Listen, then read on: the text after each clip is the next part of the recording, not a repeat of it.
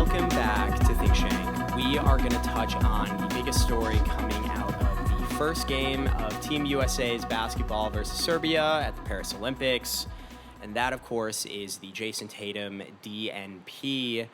Lot of angsty rioting and reactions, especially from Bostonians, about Tatum's worthiness of the roster and how it doesn't make sense to even have 12 guys. You won't play them all. I have a few philosophical considerations, ideas, schematic ones as well as looking at the actual differences in the constraints and design of these tournament-style games that I think help explain Coach Kerr's decision to not play Tatum, as well as some intangible ones. The first thing is that the wing positional depth was going to be challenging for the backfill and Jason Tatum to get meaningful minutes, primarily thanks to LeBron James and Kevin Durant. Goes without saying, LeBron, one of the two greatest players ever play. Kevin Durant, probably the greatest American international player to ever play at the Olympics, leading them in points per game, total points, etc., etc. And this was the first official pool play game against Serbia. So I kind of went into it expecting that they were just going to have a lot of minutes. And if Steve Kerr wanted to squeeze in Tatum at the 3, something like that, he could. But I think, rationally speaking, there was just a lot of intangible rationale behind the two of those guys just innately getting a lot of minutes. I think that's the biggest reason why Steve Kerr said he talked to Jason Tatum before the game and told him it's a real possibility you're not really going to play a lot. And I think that's the biggest reason why. There's a lot of glory here. There's a lot of sentimentality. In addition, both of those guys went absolutely nuclear. LeBron did his classic floor-raising stuff where he basically finished with a triple-double. Kevin Durant delivering the knockout punches that he has for the last 4 Olympics is exactly what happened. Even without playing a single minute of ramp up with the team or any of the exhibition games and lead up. Again, didn't even start, but got subbed in. Seeing him walk in there and go 8 for 8 from the floor, including a buzzer beater to end the first half and cap an 8 for 8 performance to start, with all of the intangibles and sentimentality of him specifically, like, obviously Jason Tatum is not gonna play. Like, what are we even talking about? I don't really understand how you can on one hand say that was such an insane game by Kevin Durant, holy crap, he's so amazing, and then also say, oh my God, how on earth did Jason Tatum not get to play?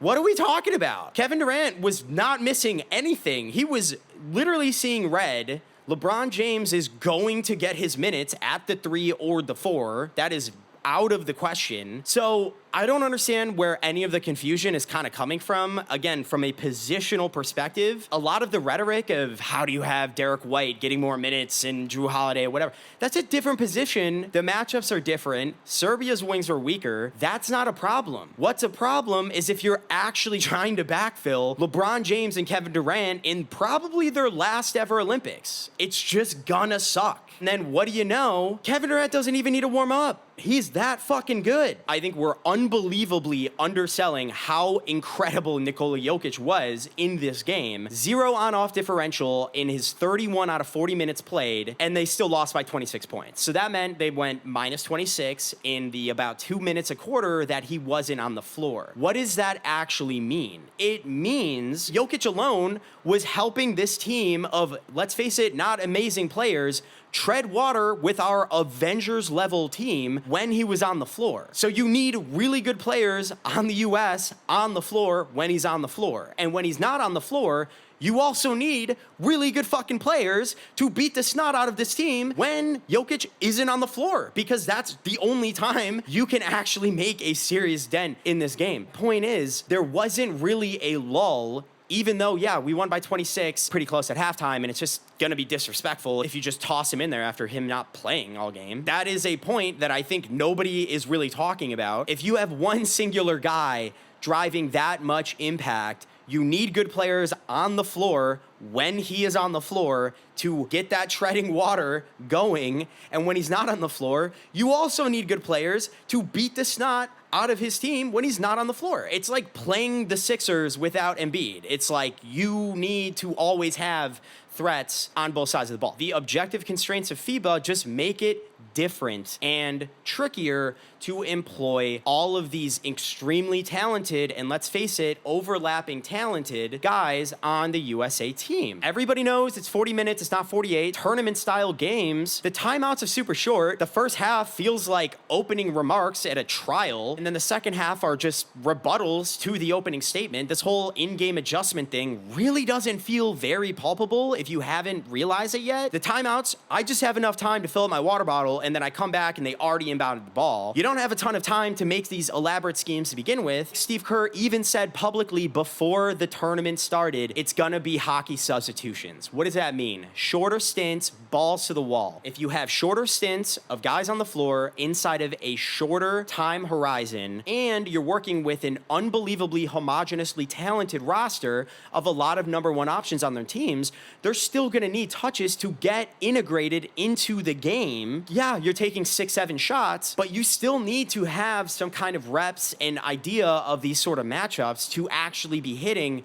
these kind of shots, let alone the fact that it was literally the first pool play game. So you kind of just have to trust these guys to figure stuff out in the game itself, except for LeBron and KD, which I already talked about. It's really, really obvious that 1 to 2 guys on this roster of 12 are just literally not going to be able to get meaningful playing time. That idea is exacerbated because the fact that US is favored for gold because of how unbelievable our depth is. A lot of international teams have NBA players or NBA talent now in their starting lineups.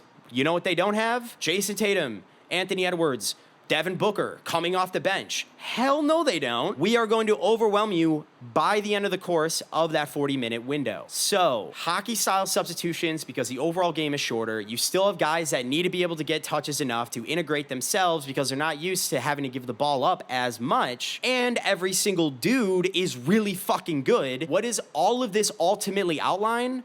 It outlines why, if you are going to join potentially the best ever all-time Avengers basketball team, you can't do that and expect every single player to play. I just don't think you can rationally think that that can happen. Funny enough, Tyrese Halliburton doesn't play, but everybody's been fucking saying that forever, and everybody's like, okay, so then who and what position are we not gonna really get this going with? Oh my God, it was Jason Tatum. I don't think everybody realizes how unbelievable LeBron James still is, and Kevin Durant has always been at international FIBA games, means the wing depth of the team is gonna be really hard for the backfill to just get meaningful minutes. And that's on top of everything I said before with the sentimentality. These guys probably aren't gonna be back in the Olympics again. It's gonna be tough for Jason Tatum. It just objectively is. Especially when Kevin Durant is lighting the Serbians on fire.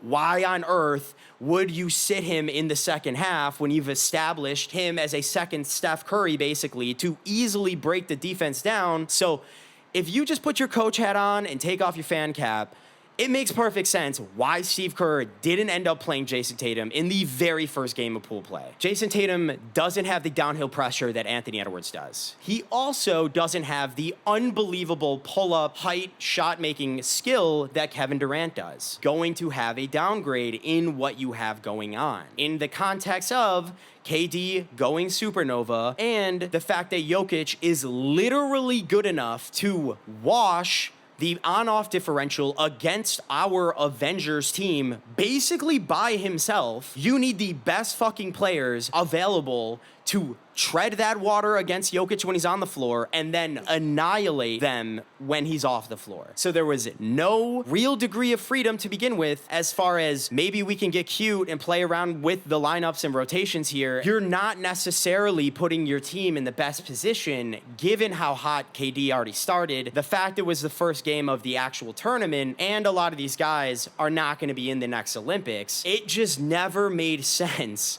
for Jason Tatum to actually get in this game. And yes, the entitlement stuff with Derek White and Drew Holiday and what the fuck else you want to talk about. I'm talking positionally speaking, roster potency speaking, and then actual matchup comparison speaking against Jokic's unbelievable impact. It literally did not make sense for Steve Kerr to play Jason Tatum in this game.